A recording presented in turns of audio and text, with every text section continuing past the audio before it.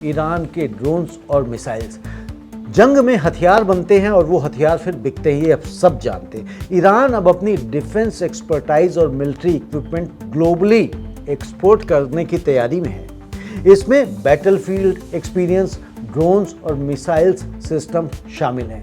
Iran का Shahid drone, जिसे पहले यूक्रेन में रशिया ने इस्तेमाल किया, फिर इस वॉर में एक एस्टेब्लिश्ड बैटल प्रूवन प्लेटफॉर्म बन गया है।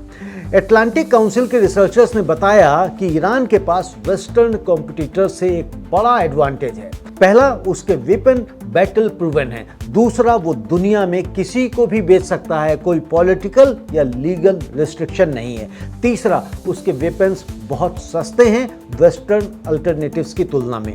ईरान का फतेह 110 short range missiles, Shahid drone series, ये सब ग्लोबली अट्रैक्टिव हो रहे हैं। रशिया ने ईरानियन ड्रोन्स का एक फैक्ट्री अपने येलाबुगा स्पेशल इकोनॉमिक जोन में स्थापित भी कर लिया है। दोस्तों, इस खबर का थोड़ा सा विश्लेषण करते हैं। यह खबर एक जियोपॉलिटिकल अलर्ट है जो इंडिया के लिए बहुत डायरेक्टली रिलेवेंट है। पहले समझिए, ईरान इस वॉर में फाइट कर रहा है और साथ में अपनी डिफेंस इंडस्ट्री को ग्लोबल मार्केट में पेश भी कर रहा है। यह कैसे? क्योंकि हर एक ड्रोन जो उड़ता है वो एक लाइव डिमॉन्स्ट्रेशन है।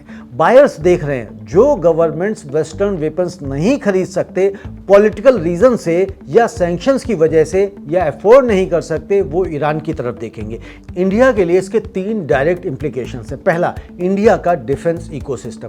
इंडिया अपने नेबर्स में ईरान के वेपन्स जाते हुए देखना नहीं चाहेगा। अगर पाकिस्तान या दूसरे रीजनल एक्टर्स ईरानियन ड्रोन्स और मिसाइल्स लेते हैं तो इंडिया की सिक्योरिटी कैलकुलस बदलती है। दूसरा, इंडिया की डिफेंस एक्सपोर्ट एम्बिशन। इंडिया खुद एक बड़ा डिफेंस एक्सपोर्टर बनना चाहता है।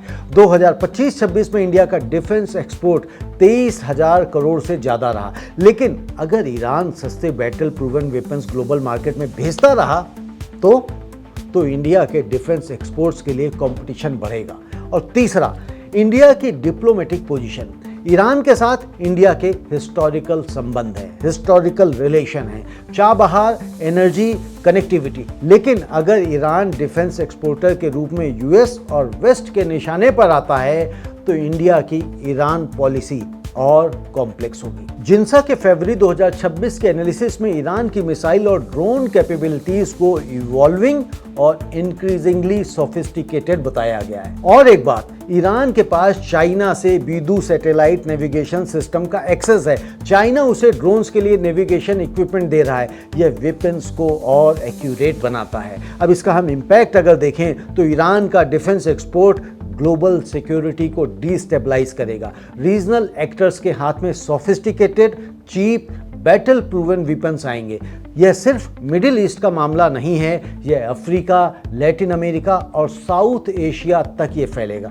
इंडिया को अपनी डिफेंस पॉलिसी इस नई रियलिटी के साथ डीकैलिब्रेट करनी होगी।